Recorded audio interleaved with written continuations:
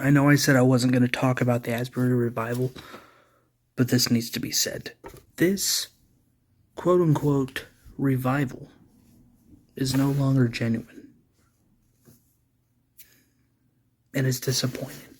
What started out as something beautiful, and I mean it, it started off as a beautiful worship and prayer service, has now turned into a location for spiritual manifestation, has now turned into a place where there's actually a couple rules now you have to follow in order to attend the Asbury Revival. There's now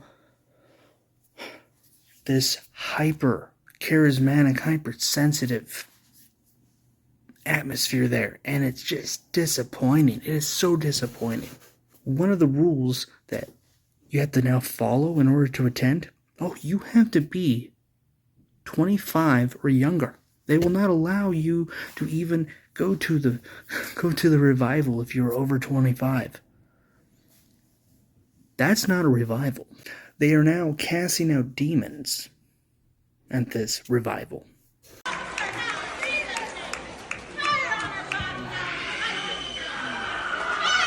They are allowing queer people, the queer affirming people, to lead worship. That is blasphemy.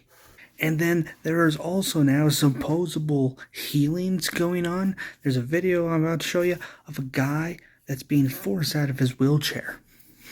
I want evidence to see if this guy's actually healed.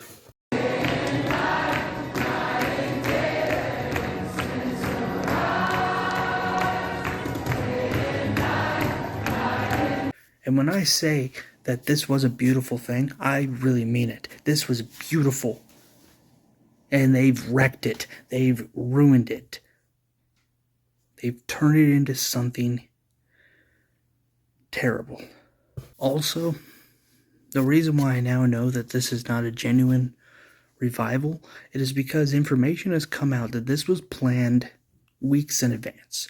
Weeks in advance by the one and only Francis Chan. Some of you might know who that is. If you don't know who he is, look him up.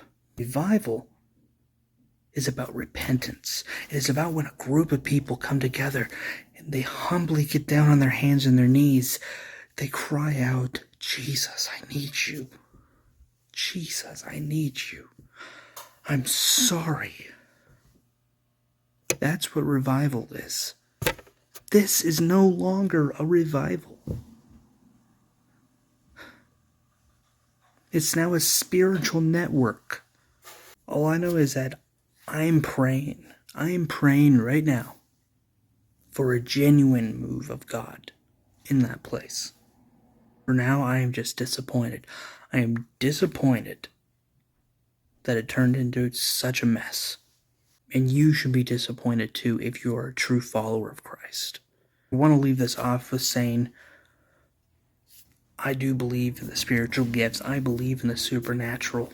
I'm not doubting that God doesn't move supernaturally or spiritually.